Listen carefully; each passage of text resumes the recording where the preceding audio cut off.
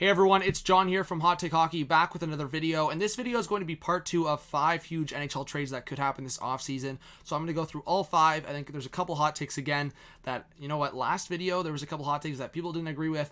I think this is just a fun video that, you know what, there's a possibility of it happening. There's at least a possibility of some of these players being moved, and I'm just going over potential fits, potential swaps, potential situations where this guy could get traded, and this is kind of the value or the structure of the trade. So, of course, if you are new to the channel, please do subscribe. Give the channel a chance. We've been growing like crazy, so I do got to thank you guys for the support. Smash that like button. It does mean a lot. It does help the video a lot, and leave your comments below. So, let's get right into it. We're not going to waste any time, starting with the Edmonton Oilers trading Jesse Puljujärvi to one of these teams. I think for the Red Wings, Stevie Y, he's looking for new players on that team. They're in a rebuilding mode. The New York Rangers, we've talked about it, Elias Anderson, he could be part of that return going to the Edmonton Oilers. I know a lot of people have talked about that. It's been rumored. The Carolina Hurricanes, I think for the Hurricanes, it's an interesting situation because they're always bringing in, I don't want to say like underdogs, but guys that need a fresh start, and it's worked out for some players. So I could see the Hurricanes looking at a guy like Puljujärvi. And the Winnipeg Jets, I think if Patrik Laine was to sign a long-term deal, and for a guy like Jesse Puljujärvi, the Jets have a few guys they could send over to the Edmonton Oilers. I think there could be a potential fit. If I saw a best fit, I think it would be Rangers or Red Wings. But all 4 of those teams I could see being part of a Puljujärvi trade. All right, the Toronto Maple Leafs acquiring Connor Murphy and Dylan Strome. I could see it being just Connor Murphy, and if I could list some players that could be going back to the Blackhawks in this deal, maybe Travis Dermott. A lot of people have talked about him maybe being on the outside now. There's potential of it. I think the Leafs, if they're looking at Travis Dermott, he's still got some untapped potential. He's still young enough to still establish himself as a top 4 defenseman. So he could be an underdog. Maybe Justin Holl, just in terms of if you're bringing a more established right-handed shot like Connor Murphy, maybe the Blackhawks want a right shot back, which would be Justin Holl. And another guy, maybe part of the deal would be Alex Kerfoot. If you're going to bring in a guy like Dylan Strome, who's a Toronto boy, I think that's more of why I could see this trade happening. More because I think the Blackhawks, there's been some rumors of not wanting to re-sign Dylan Strome, and they're kind of being confusion about the number. And maybe if he goes to the Leafs, he'll be that number 3 guy behind Tavares and Matthews. And they've kind of missed more of that offense they saw from Kadri. Yes, the physical nature, but you can also acquire that in the offseason. You got Clifford as well. So I could see it from Strome. I mean, with Murphy, I think he's the guy that you really want either in a shutdown role with Jake Muzzin or in that top pairing with Morgan Riley. I think Connor Murphy is a very solid and consistent defenseman. He's not going to bring you any offense, but that's kind of what the Leafs need. All right, so this is maybe a hot take, but honestly, I thought about it, and I think this could be a really good fit.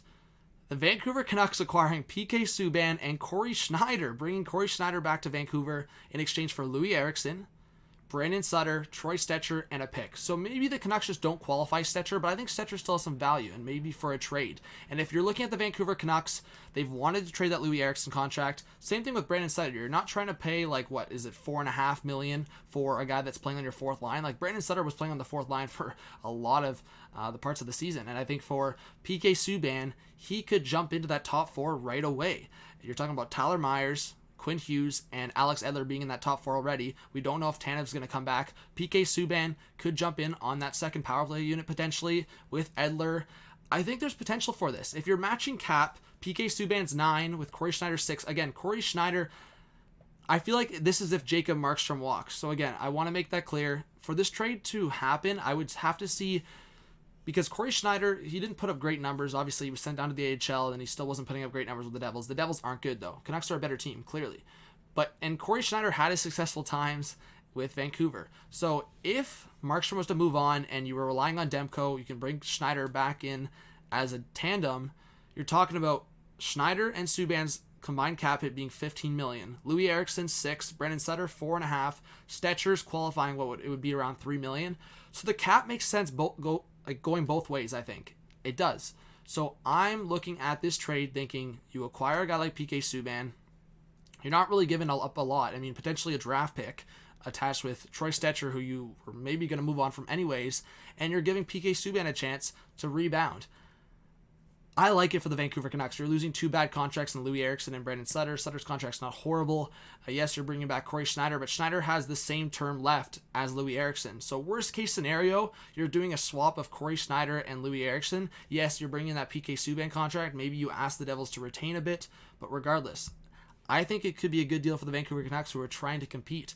And for if Jacob Markstrom does move on, again, if he doesn't, I feel like this is not a trade you make, because at least Louis Eriksson can still compete on that offense.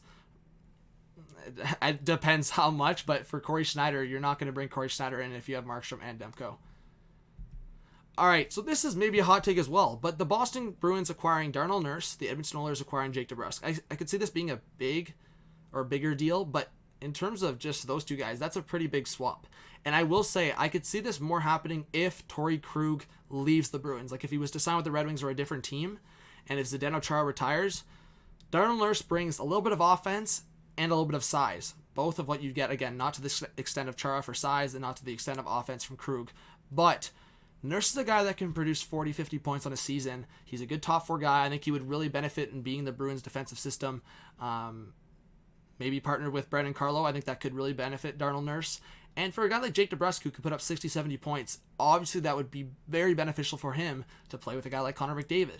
So I'm looking at Jake DeBrusk, pending RFA. I don't know if the Boston Bruins will be able to afford him. And for a guy like Darnell Nurse, who's on a very good contract, that could work for both sides. Again, I'm not saying this trade's going to go down, but in terms of value and in terms of the scenario, if Krug was to leave, it could make sense for both sides. And again, for the Edmonton Oilers, they either go after another free agent defenseman, they go after a different defenseman, or they could rely on Chris Russell to fill out that top 4. It could work. All right, so a huge trade. Again, we've talked about Rasmus Ristolainen potentially being traded, Arizona, there's a few other teams we've talked about, but everyone forgets that there was a rumor going around that Ristolainen was maybe going to go to the Lightning, and I feel like Ristolainen would benefit from playing with a guy like either Ryan McDonough or Victor Hedman. So I have got Rasmus Ristolainen and Casey Mittelstadt, who struggle with the Sabres, for Erik Chernak, Andre Palat, and Taylor Radish. Andre Palat's a guy we know can get 40, 50, 60 points. That would be helping the offense with Jack Eichel. Taylor Radish, he played his OHL time with Erie, I think for the most part, and he's from Ontario, so he'd be a lot closer to home. And Erik Chernak, who for me is a solid top 4 defenseman, and he'd be filling that spot on the right side. So I think you're getting more of the physical defensive side with Chernak. Ristolainen provides more offense. I think the Lightning need more offense from that back end. I think it works for both sides. I think Ristolainen would benefit huge. I think you would see a huge emergence from Ristolainen playing beside either Hedman or McDonough. Honestly, with an experienced guy like McDonough, I think Ristolainen, imagine a top 4 of Ristolainen, Hedman, McDonough, and Sergachev. That would be disgusting. So I'm looking at both fits here. You're getting an offensive guy like Andre Palat. I actually really like this trade. And you know what? If you want to criticize it, it's fine. But in terms of value, it's not too bad. You're getting an offensive guy like Palat for the Sabres, 40, 50, 60 points. Chernak, who's a solid top 4 guy. And Taylor Radish, who might be a little bit of a project. He looked like a great pickup. And for any concerns about the Lightning's value in this trade, you know what? If you're concerned about just putting all of your eggs in one basket with the Ristolainen, you're also getting Casey Mittelstadt, who for me still has potential to be a top 6 player in the NHL. We saw what the Lightning have done with certain players coming in sneaky. I mean, look what Braden Point, I'm not saying Mittelstadt's going to become Point, but even what they've done with Cirelli coming in. The Lightning have been great for a team that just have players step in and make an impact. So Mittelstadt could use a change of scenery. Radish could use a change of scenery, an opportunity, and you're getting an experienced guy like Palat, who's in his prime, 29, I think, and Chernak, who's still a top 4 defenseman. And the Lightning get, I think, a guy in Ristolainen who still has ways to grow. We saw the growth this year, and playing with a guy like Hedman or McDonough could be huge for him. So this is the trade I think is most likely in here. So PULJUJARVI, and I just want to go back to this.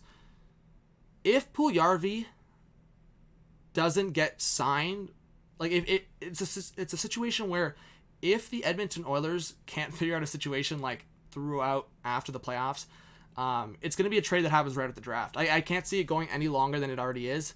And if it does, and there's situations where Ken Holland doesn't figure it out, you know what? He might go back to Finland, but I do think he wants to play in the NHL, and it's going to be a trade that I think will have to happen right away.